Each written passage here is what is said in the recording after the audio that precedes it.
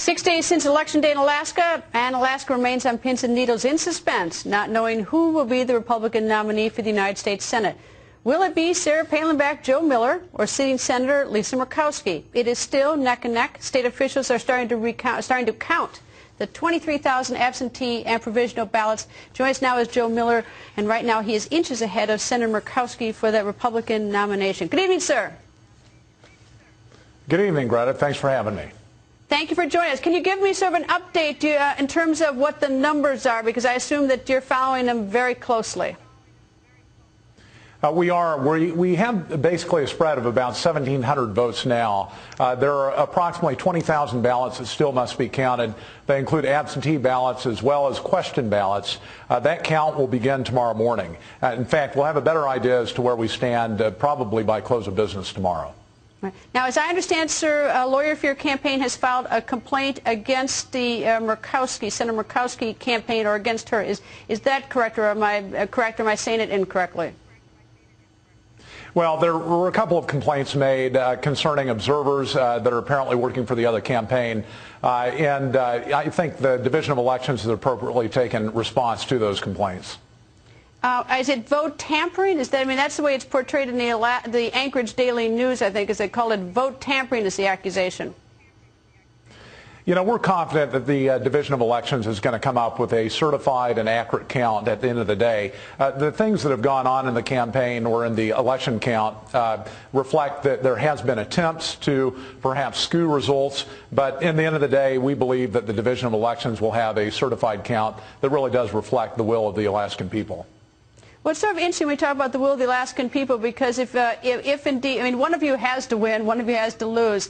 Senator Murkowski, there'd be some chatter that she might try to run as a Libertarian. The Libertarian Party of Alaska says they don't want her to run as a Libertarian, that they reject her. Then you've got the NRSC sending someone up to Alaska to assist Senator Murkowski in her campaign, which is a little bit, at least to me, it's a little bit unusual, because it's picking sides between two Republicans vying for the nomination. And then you've got the question, if you don't win, do you run as a Libertarian? So can you sort all of this out for me? Well, you know, the Libertarian Party has made it very clear. In fact, I guess they voted unanimously within the last day not to permit a third-party bid by Murkowski. And frankly, we really didn't have much concern about that. There have been a number of Libertarians who have been supportive of our candidacy. With respect to whether or not we'd run, obviously we're committed to the outcome that the Division of Elections, I believe, will certify properly.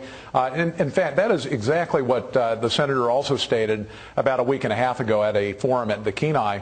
So we're convinced that this is going to proceed with Joe Miller against Scott McAdams in the general race, and we intend to prevail at the general election in November as well. All right. In the event that you are the candidate for the general election, what's the story on Social Security and Medicare? Are you for it or against it? Well, you know, this question, I think, has been asked by a number of outlets, and I think that the response that's been provided by the media doesn't really accurately reflect where we stand. Let me make it straight. I mean, my parents are dependent on Social Security. That's their primary source of income. They receive Medicare. They were out here working on the campaign. It's critical that this government get control of the fiscal insolvency that's upon us all in order to ensure that those commitments that we've made to those most dependent on Social Security are maintained. If we don't get a grip on the fiscal situation of this country, it's very likely that, in fact, we're going to break the contract that we have with our seniors. I do believe that it's entirely irresponsible of the leadership in D.C. to ignore the crisis, though, that's coming upon us. Not just the fiscal crisis, but also the one that's bearing down on Social Security. If you look at, for example, the inlays coming into Social Security as of April this year, they were outstripped by the payments. That's the first time in a while that that's happened. It's projected to continue for several years.